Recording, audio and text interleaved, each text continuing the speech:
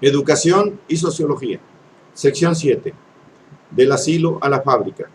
De la fábrica a la escuela. Proceden del asilo, vía fábrica. Esta es una obra del sociólogo y filósofo Émile Durkheim. Del asilo a la fábrica. De la fábrica a la escuela. De lo anteriormente expuesto, se deduce que la escuela primaria no puede ser constituida como escuela de masa, más que cuando esa concepción del niño y de la educación se ha vuelto dominante. A riesgo de, por demás, una vez estructurada dicha escuela, establecer una mezcla ecléctica de una y otra concepción, la autoritaria y supuestamente progresiva. ¿Por qué es preciso que esa concepción sea dominante? Porque está vinculada con el aspecto político más mixtificador de la dictadura de la burguesía. Diderot dice, muy a las claras, que el salvaje, pero bien sabido es que el salvaje es el nombre con el que se designa a los obreros y a los parados sin techo del siglo XVII. Adquiere, con la instrucción, una docilidad razonada que le somete y le vincula a leyes hechas en pro de su felicidad. Con sustituir felicidad por desdicha en la fórmula de Diderot, se obtendrá, con el estilo literario diferente, una fórmula de Marx. Es, por tanto, necesario que la corriente que calibra el interés de esa docilidad razonada y cuya base social, ya se sabe, es la burguesía industrial, pueda, con sus falsos enemigos, los volterianos, para que pueda existir una escuela primaria y que ésta sea obligatoria. Ante todo, es preciso que en la realidad política y económica se hayan producido determinados hechos, determinadas transformaciones, determinadas luchas que hayan modificado el panorama tanto político como económico. Ya empieza a ser bien sabido que las ideas no llueven del cielo. Precisamente es esto lo que ocurre en los inicios del siglo XIX. En efecto, 1830 es el momento en que la clase obrera se manifiesta por primera vez como movimiento violento colectivo. Por vez primera también es la burguesía. La burguesía retrocede en tanto que clase, lo que repercute a nivel del Estado. Una reglamentación de la jornada laboral ve la luz, limitando la duración del trabajo, estableciendo reglas para el trabajo de los niños. Ahora bien, al quedar reglamentado de esta suerte el trabajo de los niños, tales medidas tienen por efecto el proporcionar tiempo libre a los hijos de los pobres. Y la burguesía nunca ha admitido de buen grado que el proletariado, y por ende sus hijos, dispusiesen de tiempo libre. A su criterio, es imprescindible que el obrero esté siempre ocupado, y es evidente que dicha ocupación debe estar vinculada, no puede estar más que vinculada a la producción. El trabajo de los niños está reglamentado. Los hijos de los obreros disponen de tiempo libre. No es problema. La solución para ocupar ese tiempo libre es evidente. Se ocupan a esos niños en el sentido en que un ejército invasor ocupa un país mediante la creación de escuelas. Pues, si no se tratase más que de la mínima instrucción necesaria para desempeñar determinadas tareas productivas, se podría prescindir del sistema escolar e instaurar otro tipo de institución destinada a la formación de niños pobres. Pero al propio tiempo, y sobre todo, se trata de encerrar a esos hijos de proletarios. Esa formación social a la que se denomina capitalismo y que se ha impuesto por el terror, terror a la fábrica, terror al asilo, terror al orfelinato, terror a la trata de negras, obreros, dementes, desgraciados y delincuentes, niños y salvajes mezclados. Así, la sociedad no piensa más que en una única cosa cuando se trata del pueblo: encerrarlo, secuestrarlo. No tiene más que un tipo de referencia: la cárcel, la creación de las escuelas. En 1834 se promulgan en Inglaterra las primeras leyes sobre el trabajo, las leyes para pobres. En 1833 ve la luz en Francia la primera ley sobre la enseñanza primaria, la ley Guizot. Sí, así es. Guizot, el autor del demasiado célebre Enriquécete, a quien resulta difícil tildar de ser un filántropo o un peligroso agitador. La escuela primaria es verdaderamente una contestación a su violencia obrera de 1830. Su razón de ser responde únicamente a esa contestación. Ahora bien, no es todavía ni laica ni, sobre todo, obligatoria. Entonces, ¿de dónde vienen esos niños? proceden del asilo, vía fábrica. En efecto, no cabe la menor duda de que la Revolución Francesa de 1789 ha establecido un cierto número de proyectos relativos a la escuela. Ya lo hemos visto al principio. Sobre esas bases ideológicas, cuyo paradigma es el estudio encargado a Diderot y Grimm por Catalina de Rusia, y del que nos queda ese Plan para una universidad, escrito por Diderot. Ahora bien, desde el punto de vista práctico de una escolarización para todos, es obra de la Revolución de 1789. Ha resultado de efectos nulos. Filosofía de las luces y analfabetismo corren parejos en la Francia del siglo XVIII. Asimismo, la organización napoleónica de la universidad no significa, tal como se ha dado en decir, el inicio de algo, sino más bien el final de la enseñanza de tipo jesuítico, el final y su coronamiento, puesto que a la disciplina de los jesuitas el dictador francés suma la disciplina militar. El hecho de que sea un final y no un inicio lo indica bien a las claras, lo que la organización napoleónica se limite a las enseñanzas secundaria y superior. La escuela primaria huelga que la busquen en ese sistema, pues no la hallarán en él.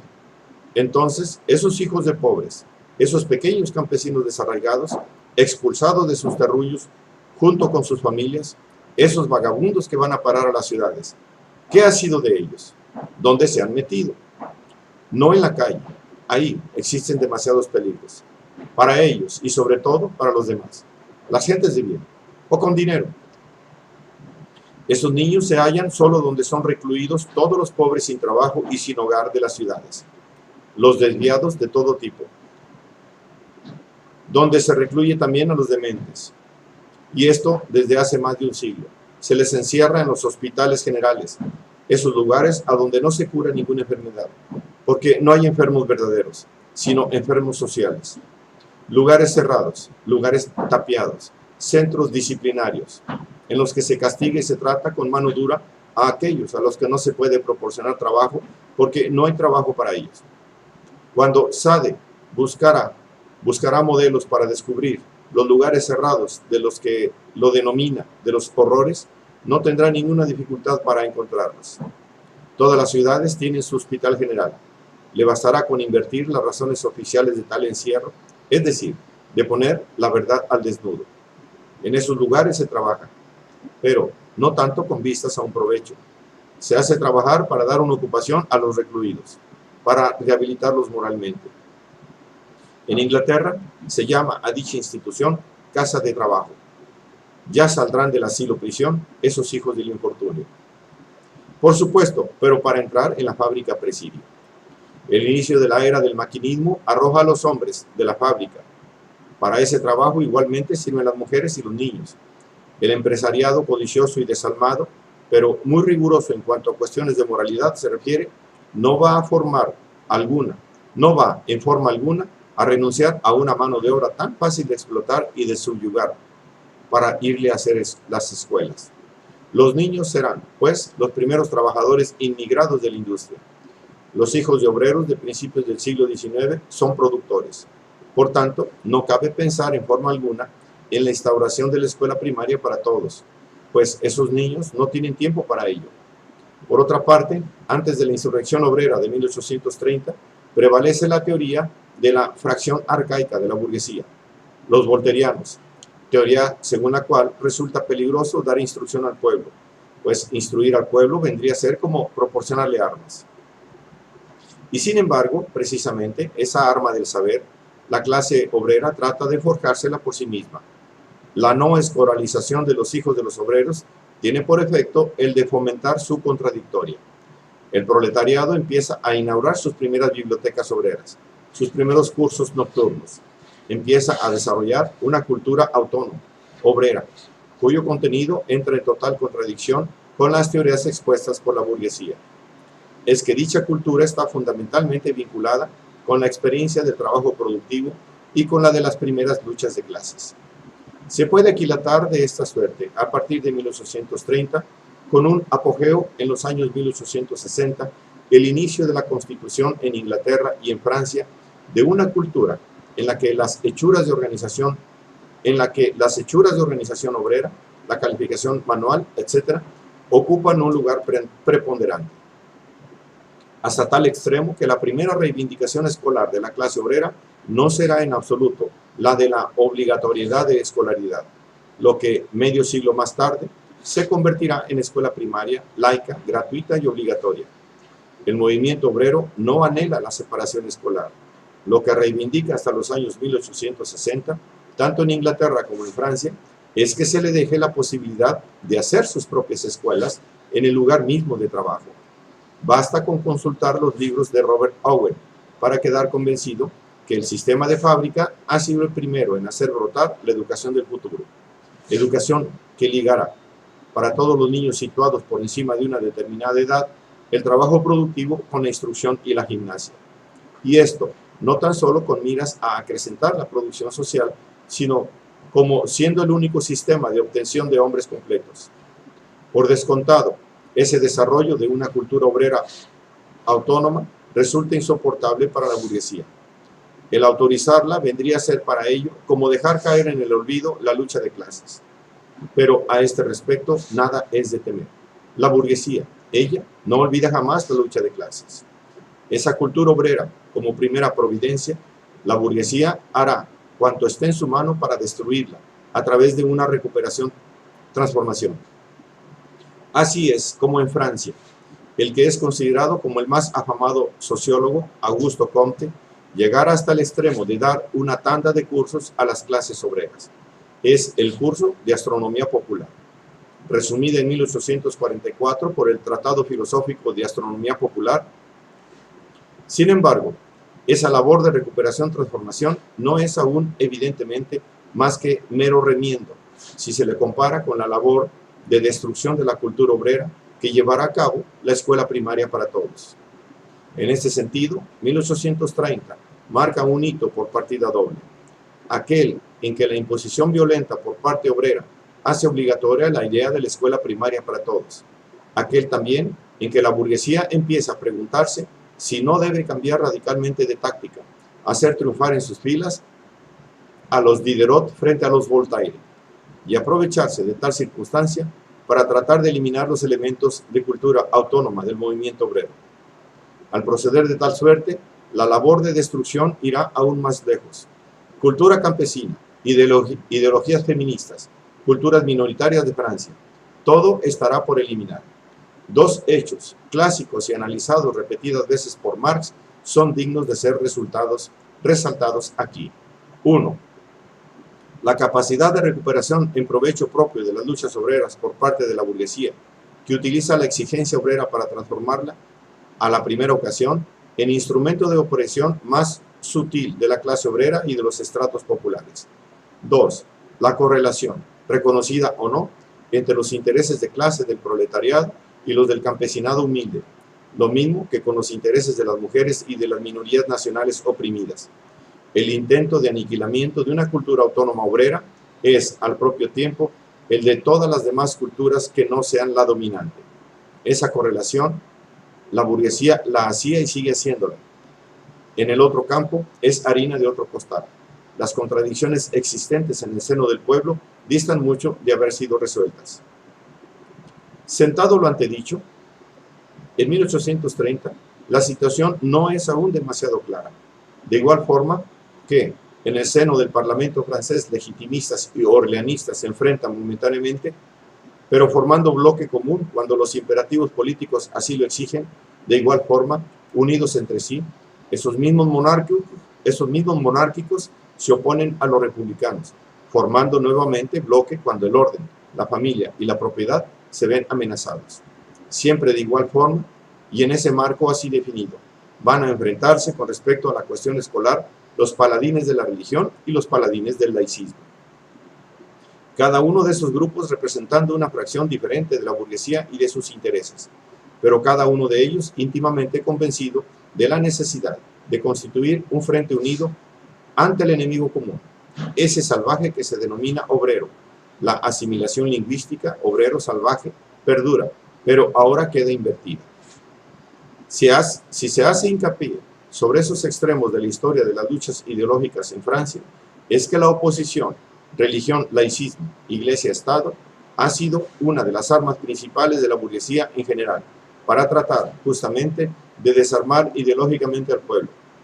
Bien es verdad que a todo lo largo del siglo XIX, e inclusive más adelante, la iglesia ha sido el baluarte más eficaz de la fracción más reaccionaria de la burguesía, y recíprocamente, pero no es menos cierto también que la lucha en busca del ejercicio del poder por parte de la otra fracción, la anticlerical, no lo ha hecho cejar por ella en su explotación.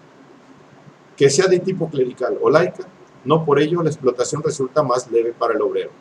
En cambio, ese número de duetistas tenía la virtud de distraer a la galería y sobre todo de suscitar pareceres encontrados en el campo del pueblo. Jules Ferry asumirá la organización política de la cosa y Émile Durkheim hará las veces de hombre de confianza de este y contribuirá a elaborar la ideología de dicha política.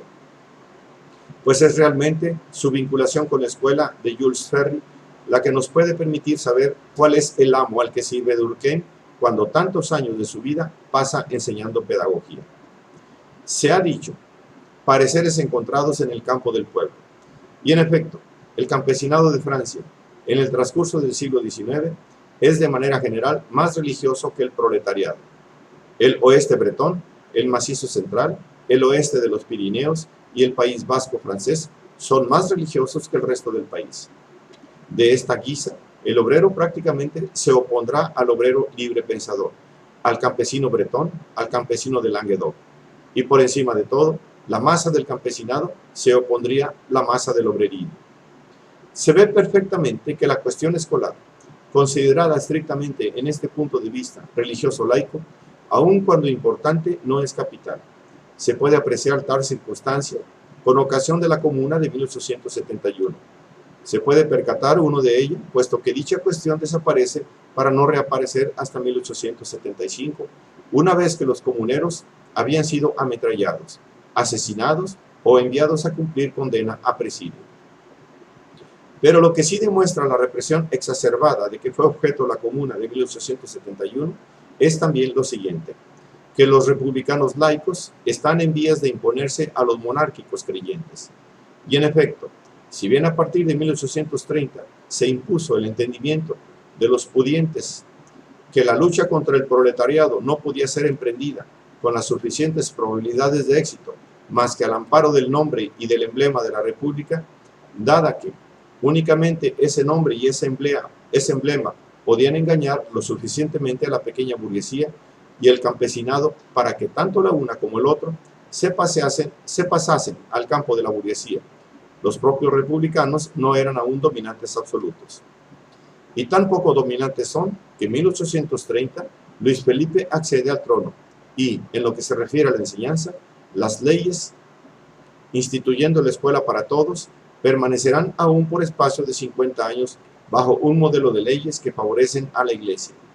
Se puede decir, sin temor a equivocarse, que la primera mitad del siglo XIX viene marcada en Francia por la fuerza de la República y la debilidad de los republicanos.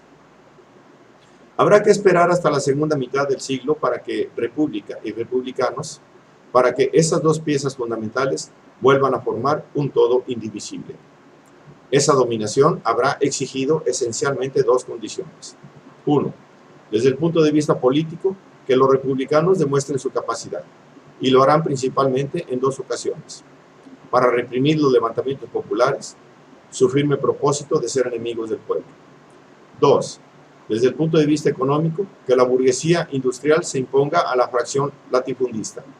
Es el movimiento que a partir de 1850 se inicia con la rápida industrialización del norte y del este de Francia. Entonces es cuando todo está dispuesto para proceder en consecuencia. El 28 de marzo de 1880 se promulgan los decretos en contra de los jesuitas, promulgación a la que seguirá la de los decretos de laicización de la enseñanza.